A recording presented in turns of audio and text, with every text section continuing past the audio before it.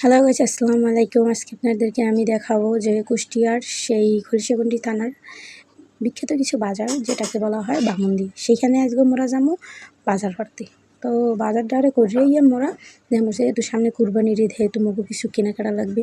তো মোরা গরিব মানুষ, মোরা কিছু কিনি নাই, মগু গুড়াগাড়ার লাগে কিছু কিনতে গেছিলাম। তো রাস্তাঘাটে দেখতে পেলাম অনেক সেনাবাহিনী, মানে ঈদের গন্ত হেয়ের পিনে এত ঈদেতে আসছি ভাই। এখানে যে যাওয়ার সময় আমি কত কি দেখলাম, আর কোনো ঠিক নেই।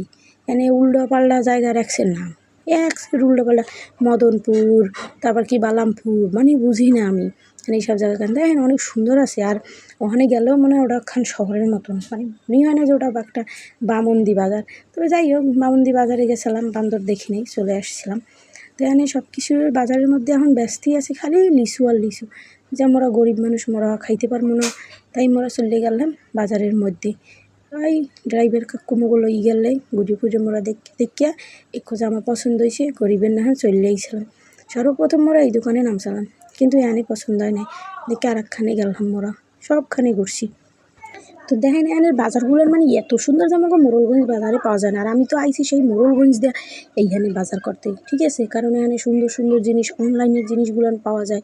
আর মোকে অনলাইন করতে গেলেই তো আগে অ্যাডভান্স দিতে, আর অ্যাডভান্স দিলেই তো মোরা লস খাইয়ে বইয়ে থাকি। হ্যাপি নেই না আইলাম, দেখেন সুন্দর সুন্দর বোরকাজে দেখার পরে মোর মাথাটাই নষ্ট। কিন্তু মুই তো গরিব, মুই কিনতে পারি না। আর এখানে দেখেন সবাই দামাদামি করতেছি। দিন শেষে মুই গরিবের না আইসক্রিম খেতে খেতে বাড়ি চলে এলাম। এইটাই ছিল আজকে ব্লগ।